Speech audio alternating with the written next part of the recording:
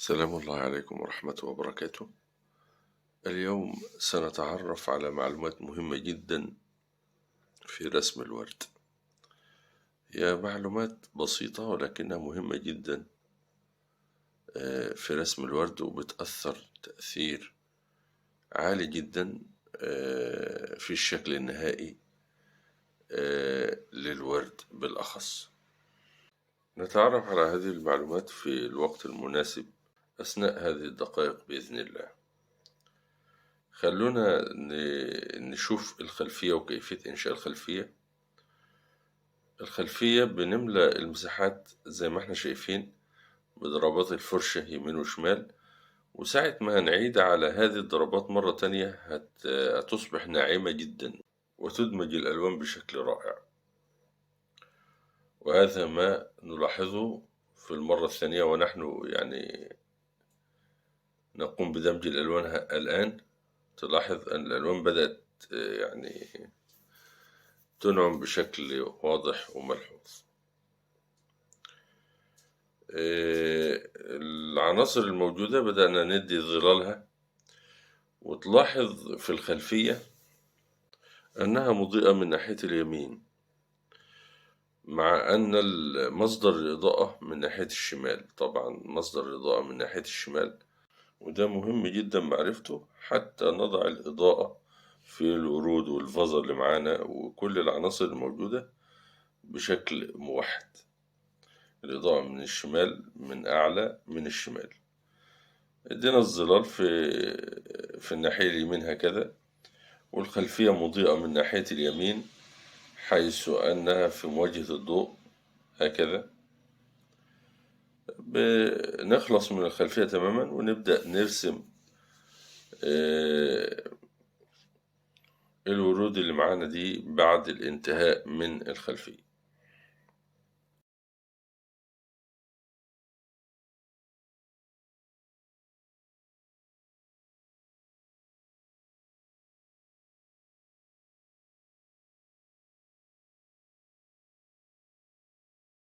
انتهينا من الخلفية، نحدد الفازة نفسها الأول اللي هتكون شايلة للورد. فازة أو كوباية زجاجية الماء فيها للمنتصف، بنحدد حتى منتصف المياه هكذا. وطبعا فروع الورد أو سقان الورد وعيدان الورد في النص اللي في المياه هيكون لونه باهت شوية لأنه في المية، والنص الأعلى هيكون بألوان قوية جدا، وده هنشوفه الآخر. حددنا الفازة بهذا الشكل، وطبعا الفازة لسه فيها أضواء وظلال للآخر. في النهايات هنضع فيها تفاصيلها إن شاء الله. تابعونا ولاحظوا معايا هذه الإنشاءات. أما الآن جاء وقت المعلومة المهمة اللي اتكلمنا عليها، أو معلومة من المعلومات المهمة في رسم الورد. اللون اللي بنضعه الآن في الورود لون إيه؟ لون كشميري، لون بني فاتح، يعني عسلي ومضاف عليه الأبيض، فادانا اللون ده. ودي معلومة مهمة جدا ليك كرسام، ومهم جدا انك تعرف ان احنا ما بنديش الوان الورد بشكل صريح. يعني زمان لما كنت ارسم الورد ابدأ باللون الاحمر الصريح، فكان في الاخر بيديك نتيجة مش مشرفة، نتيجة مش جميلة، يعني الالوان بتكون مزعجة جدا.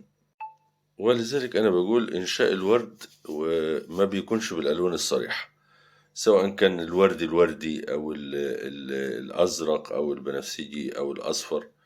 الألوان ما بتكونش صريحة، ولكن بتكون ألوان مضاف عليها الرصاصي. بتضيف على اللون الرصاصي اللي هو الأبيض والأسمر، وتبدأ تنشئ بداية الوردة. وبعد كده اللون الصريح ممكن تضعه، ولكن بشكل خفيف جدا زي ما نشوف الآن. بدأنا باللون الأحمر أهو، ووضعنا قلب الوردة، ونبدأ نطوف حوالين الأوراق دي بضربات ويعني دائرية ملفوفة حوالين هذه الأوراق، وهنتبع إنشاء الأوراق دي. وهقول لكم على أيضا معلومات مهمة جدا، تابعوا معي. اقتربنا الآن. هتشوف إيه الآن دلوقتي؟ أنت طبعا لما لفينا عملنا أوراق للوردة ملفوفة زي ما احنا شايفين، ولكن الأوراق لسه ما فيهاش تباين. بنيجي على أطراف الأوراق ورقة بورقة، ونضع ضربات ضوئية زي ما احنا شايفين باللون الأبيض. لسه ما دمجناش اللون، ولكن يعني كل ورقة بنيجي على الطرف الأعلى منها وندي إيه حرفها بلون أبيض ظاهر زي ما احنا شايفين كده.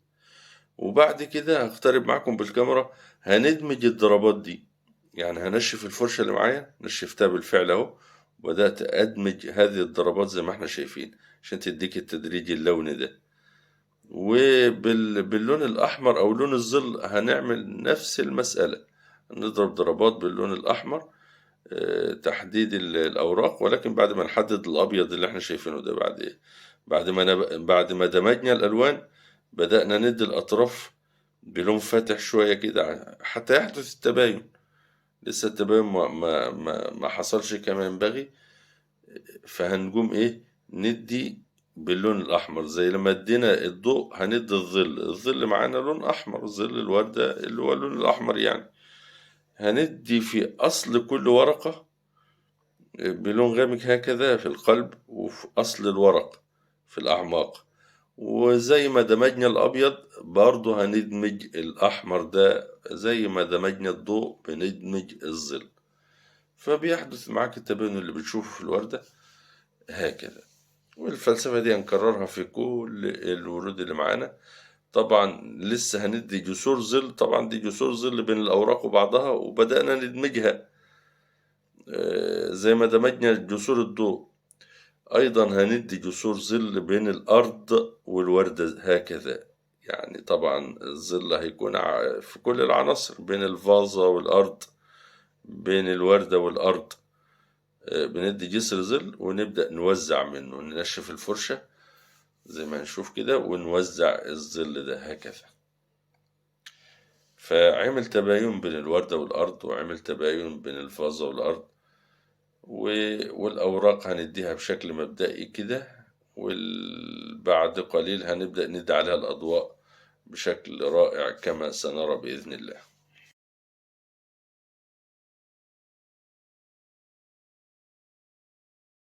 والآن ندي بقية الورد الأول، وبعد كده الأوراق هتتعامل بشكل سهل وسريع جدا الآخر إن شاء الله. نفس الكلام هنا، لاحظ معايا ادينا قلب الوردة وبدأنا بضربات دائرية حوالين الوردة. الضربات دي بتفصل أو الأوراق عن بعضها وبتحدد كل ورقة لوحدها. الأوراق الصغيرة اللي احنا شايفينها دي هنبدأ ندي على أطرافها باللون الفاتح وندمج اللون الأبيض مرة أخرى، وندي الظل اللي هو الأحمر وندمجه في الأبيض.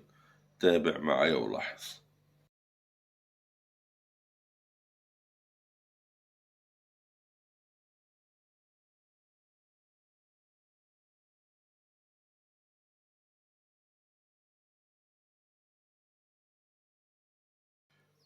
ادي الضربات الضوئية هكذا على أطراف كل ورقة. حددناها بالضربات الملفوفة. بندي الفاتح على أطراف الأوراق هكذا، وهندمج هذه الأوراق بعد ما ننشف الفرشة كي يحدث التدريج اللوني. وبالأحمر نفس الكلام، ولكن بعد ما ندمج الأبيض ده.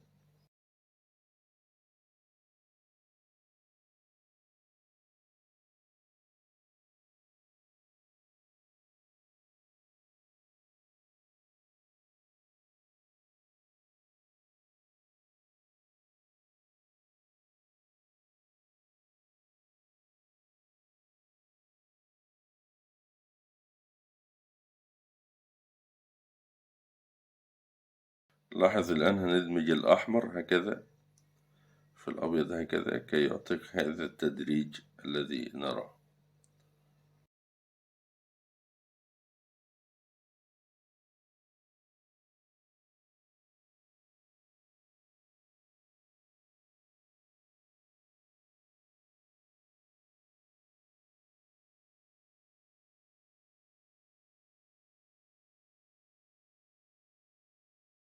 الوردة دي مائلة للجنب، فهتبان من الجنب يعني.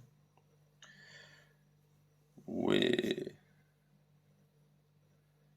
الوردة يعتبر يعني متداري عننا شوية، فتفاصيل الأوراق مش هتكون واضحة بشكل كبير يعني. تعالوا نشوف الوردة دي من قرب وكيفية إنشاء أوراقها. طبعا تلاحظ إن أنا حددت الأوراق، وفي يعني الأوراق باينة. هندمج الألوان دي مع بعضها بشكل ناعم وباللون الفاتح كما قلنا على أطراف كل ورقة، وهنضع هكذا. وبعد ما ندي اللون الفاتح على أطراف الأوراق دي هندمجها نشف الفرشة أو بفرشة تانية وندمج الأوراق دي. وبعد ما ندمجها يعني ونطمسها هكذا، هنرجع نحط على أطرافها بالراحة كده باللون الفاتح مرة أخرى، فيحدث لها تباين رائع جدا، وتنفصل كل ورقة عن الأخرى هكذا. انتهينا من الورد. شوف الأوراق، قصة الأوراق قصة سهلة وبسيطة. بنحدد الورد هكذا، وندي لون ظل الأوراق في العمق في الوسط زي ما احنا شايفين، لون غامق خالص لون الظل في العمق. أما الأطراف هتاخد بالأخضر الفاتح شوية.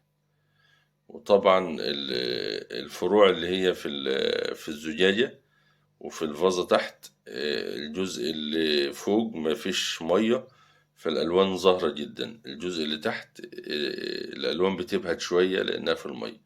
وفي الأطراف نبدأ ندي أوراق فاتحة هكذا. أما اللي في العمق أو في قلب الورد ده باللون الغامق، والفرشة فيها اللون الفاتح، هنضرب ضربات على هذه الظلال فتظهر كأنها أوراق ومن بينها متخللات وأعماق، فيبان كأنها كتلة ورقية والظلال من بينها. والأطراف بتاخد اللون الفاتح درجة مناسبة للوحة اللي معانا. يعني اللوحة اللي معانا دي الأوراق طبعا باللون الرصاصي زي ما احنا شايفينه، اللون السماوي، مناسب للوحة اللي احنا شغالين فيها. طبعا درجات الألوان كتيرة جدا، ودرجات الأخضر كتيرة جدا. في أخضر اليوم الزيتي، أخضر اليوم البني والبرتقالية يعني، وهكذا. أما الأوراق هنا إحنا اخترناها مناسبة للوحة والأجواء اللي هتتحط فيها اللوحة. الأخضر الرصاصي اللي إحنا شايفينه ده. والآن هنفتح اللون شوية ونبدأ ندي أطراف الأوراق اللي هي في العمق. نفتح اللون شوية طبعا بعد الأطراف دي، وندي أطراف الأوراق اللي هي في العمق بنفتحها شوية هكذا كي يحدث أيضا التباين. وحتى الكوباية اللي تحت أو الفازة اللي تحت تاخد اللمسات النهائية، أضواء فيها كده تظهر بشكل أكتر، وتحديدة المية، لتنتهي رحلة اليوم وهذه الدقائق. يا رب نكون استمتعنا في هذه الدقائق واستفدنا. وفي الختام دعواتي لكم جميعا بالتوفيق والنجاح والسعادة في الدنيا والآخرة. اللهم آمين يا رب العالمين. وعلى أمل اللقاء بكم ومنظر جديد وأجواء جديدة ومعلومات جديدة في عالم الرسم والفن التشكيلي. لكم مني أطيب المنى وأسمى الدعوات، والسلام عليكم ورحمة الله وبركاته.